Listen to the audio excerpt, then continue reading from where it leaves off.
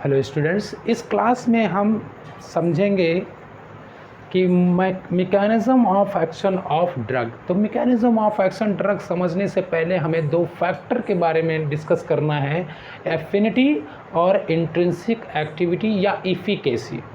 ये एफिनिटी क्या है? Ability of a drug to bind with receptor and forming drug receptor complex. अगर कोई ड्रग रिसेप्टर के साथ बाइंड करके डीआर कॉम्प्लेक्स यानी ड्रग रिसेप्टर कॉम्प्लेक्स बनाता है तो हम कहेंगे कि इस ड्रग की इस रिसेप्टर के टूवर्ड्स एफिनिटी है। ठीक है।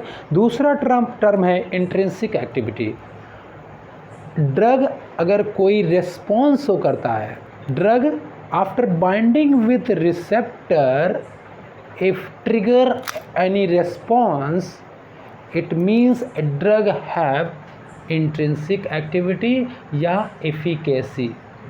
intrinsic activity यानी trigger pharmacological response।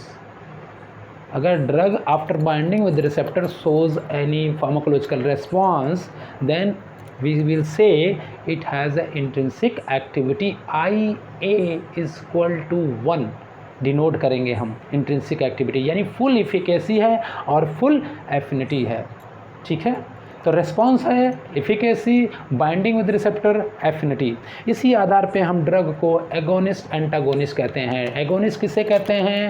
If a drug have ability to bind with receptor and forming DR complex and trigger a pharmacological action, then it has affinity and intrinsic activity both।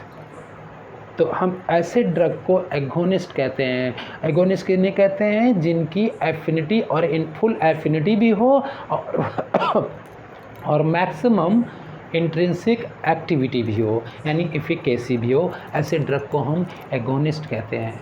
Suppose antagonist क्या है भाई? Antagonist वो drug हैं जो ये receptor से तो bind करके DR कॉम्प्लेक्स बनाते हैं, यानी इनके पास एफिनिटी है लेकिन इनका कोई रेस्पॉन्स नहीं है, कोई इंट्रिंसिक एक्टिविटी नहीं है, ये लॉक को ओपन नहीं कर रहे हैं, कोई फार्माकोलॉजिकल एक्शन शो नहीं कर रहे हैं। इसके बजाय ये एगोनिस्ट यानी दूसरे ड्रग के एक्शन को इंटरफेयर कर रहे हैं, इनके काम को रोक रहे हैं। जैसे कुछ लोग होते हैं ना, खुद कुछ नहीं करते हैं लेकिन दूसरे के काम में टांग अड़ाते हैं, वैसा है ये काम एंटागोनिस्ट का। ये रिसेप्टर पे आके बाइंड कर लेगा तो एगोनिस्ट कहाँ बाइंड करेगा? नहीं बाइंड कर पाएगा। और ये खुद भी अब इस लॉक को नहीं खोलेंगे और उसको भी नहीं खोलने देंगे, उसको भी रेस्पॉन्स नहीं होने देंगे। तो ऐसे ड्रग को हम कहते हैं एंटागोनिस्ट। ठीक है। अब सवाल ये आता है कि भाई जब दो ड्रग हैं एक ही रिसेप्टर पे बाइंड कर रहे हैं तो एक एगोनिस्ट यानी फार्माकोलॉजिकल एक्शन शो कर रहा है और दूसरा क्यों नहीं शो कर रहा है? तो इस सवाल का जवाब कहाँ से आएगा? Dual concept of dual nature of receptor.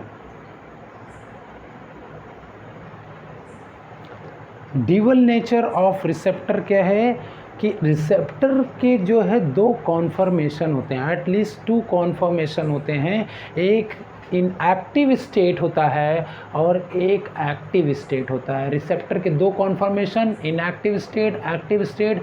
Inactive state, active state क्या हो सकते हैं? जैसे चैनल है, अगर चैनल की बात करते हैं आयन चैनल, तो वो आयन चैनल ओपन है या क्लोज्ड है।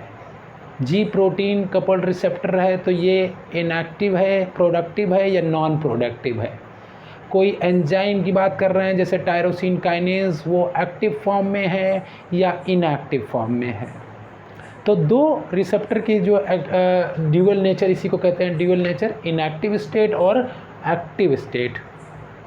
अगर ड्रग हमारा बाइंड कर रहा है, फुल एफिनिटी के साथ रिसेप्टर से बाइंड कर रहा है और वो एक्टिव स्टेट पे बाइंड कर रहा है, जो कॉन्फर्मेशन है उस समय एक्टिव स्टेट है, उस बाइंड करने के बाद उसको जो है इस इक्विलिब्रियम है, एक्टिव और इनएक्टिव एक इक्विलिब्रियम है, इस इक्विलिब्रियम को एक्टिव स्टेट में शिफ्ट कर रहा है।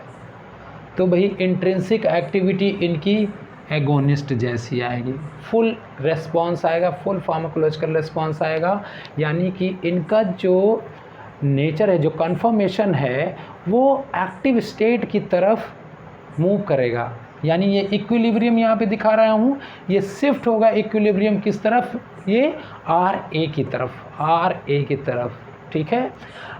जो एंटागोनिस्ट हैं ये किसी भी कन्फर्मेशन में या तो ना तो इनएक्टिव स्टेट में और ना ही एक्टिव स्टेट में डिपेंड नहीं करता है, ये बस बाइंड कर देते हैं, इनको फ़र्क नहीं पड़ता कि एक्टिव स्टेट में है इनएक्टिव स्टेट में है, किसी भी रूप में ये बाइंड कर देते हैं, किसी भी कन्फर्मेशन स्टेट में ये बाइंड करते हैं, और ये किसी भी तरफ इक्विलिब्रियम को शिफ्ट नहीं करते, ना एक्टिव स्टेट की तरफ शिफ्ट करते हैं और ना ही इनएक्टिव, यानी इक्विलिब्रियम को ये डिस्टर्ब नहीं करते हैं, डिस्टर्ब नहीं करते हैं।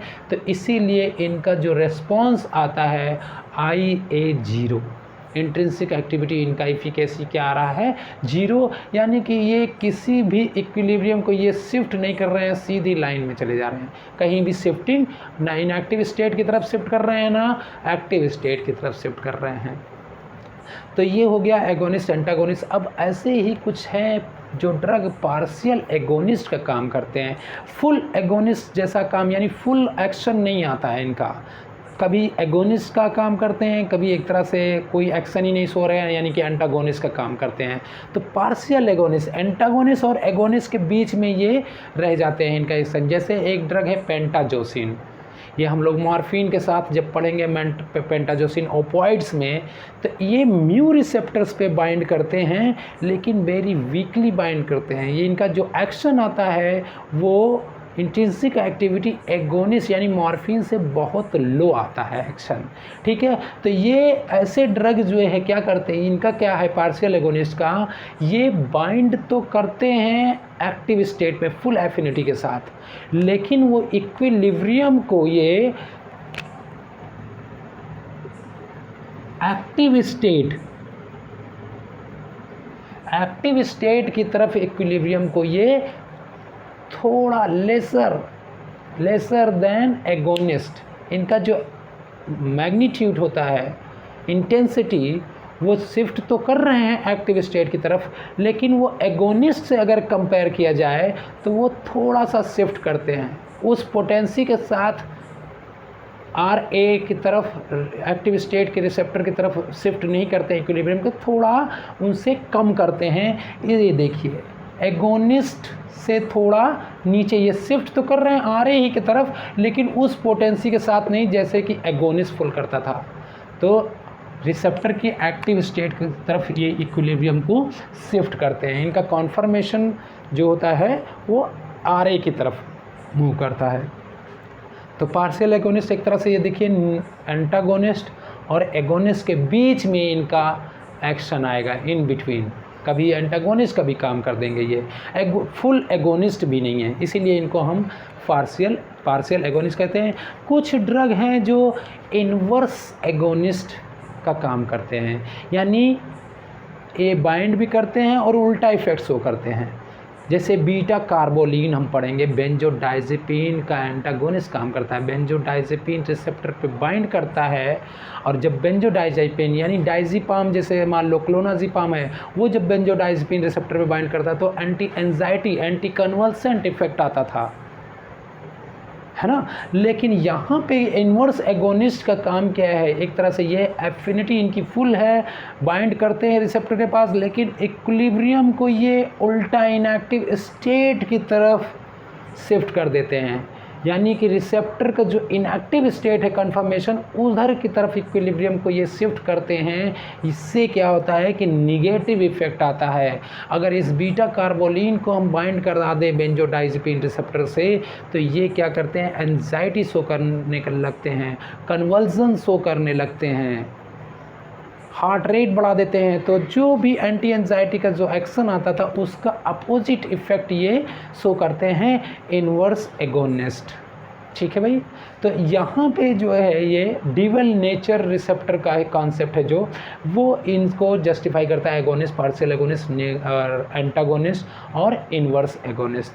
ठीक है। तो नेक्स्ट जो लेक्चर हम लेने जा रहे हैं वो होगा type of receptors and transduction signal, जिसमें हम टाइप 1, टाइप 2, टाइप 3, टाइप 4, जी कपल्ड रिसेप्टर, आयन चैनल्स और एंजाइम लिंक्ड रिसेप्टर्स और इंट्रासेलुलर यानी स्टेरॉयडल रिसेप्टर्स के बारे में हम डिस्कस करेंगे। बहुत इम्पॉर्टेंट है, वो ही सबसे इम्पॉर्टेंट एक तरह से टॉपिक होगा जो हमारा रिसेप्टर एक बार हमको क्लियर हो जाएगा, चारों तरह के रिसेप्टर्स और कैसे सिग्नल देते हैं, ये कैसा ट्रांसडक्शन इनका मैकेनिज्म ऑफ एक्शन होगा, तो इसके बाद हमको पूरी फार्माकोलॉजी उसी रिसेप्टर पे, चारों रिसेप्टर पे के बेस पे ही फार्माकोलॉजी होगी। तो वो लेक्चर हम लेंगे कल। Thank you very much.